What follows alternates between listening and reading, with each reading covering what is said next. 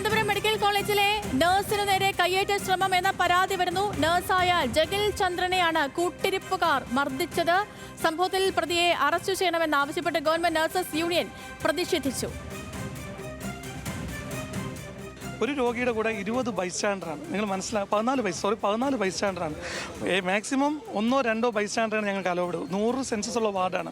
അപ്പോൾ തന്നെ നിങ്ങൾ ചിന്തിച്ച് നോക്കണം, ഒരു രോഗിയുടെ 2 പേരായപ്പോൾ 200-ന് മുകളിലാണ്. ഞങ്ങൾക്ക് സ്ത്രീ ജീവനക്കാരാണ് കൂടുതൽ. ഞങ്ങൾക്ക് ഒരു രോഗിയെ മര്യാദയ്ക്കൊന്ന് നോക്കാൻ പോലും കഴിയാത്തൊരവസ്ഥയാണ്. എങ്ങനെയാണ് ഞങ്ങൾ ഈ ആരോഗ്യ മേഖലയിൽ പ്രവർത്തിക്കേണ്ടത്?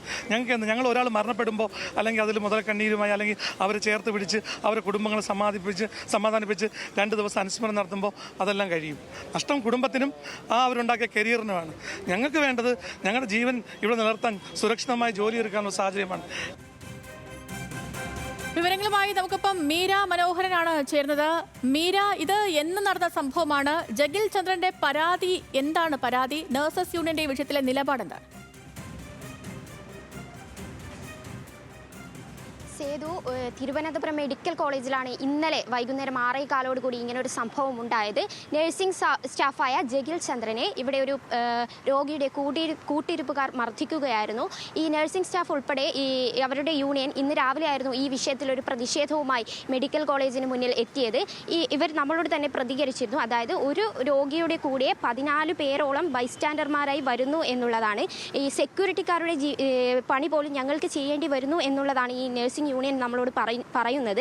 മാത്രമല്ല, ഈ കൂടിയിരിപ്പുകാർ മുന്നോട്ട് ഈ രോഗിയുടെ അടുത്ത് നിന്ന് മാറണം, ഞങ്ങൾക്ക് ജോലി തുടരണം എന്നുള്ള ആവശ്യം പറഞ്ഞതാണ് ഇപ്പോൾ ഈ ജഗിൽ ചന്ദ്രൻ എന്ന നഴ്സിനെ മർദ്ദിക്കാനുള്ള യൂണിയൻ പറയുന്നത്.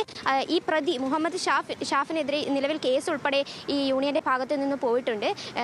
നമുക്കറിയാം, ആരോഗ്യ മേഖലയാണ്, നഴ്സിംഗ് മേഖലയാണ്, നിരവധിയായ സ്ത്രീകൾ ജോലി ചെയ്യുന്ന ഒരു മേഖലയാണ്. ആ ഒരു മേഖലയിലാണ് ഇത്തരത്തിലൊരു സ്റ്റാഫ് ദുരനുഭവം ഉണ്ടായിരിക്കുന്നത്.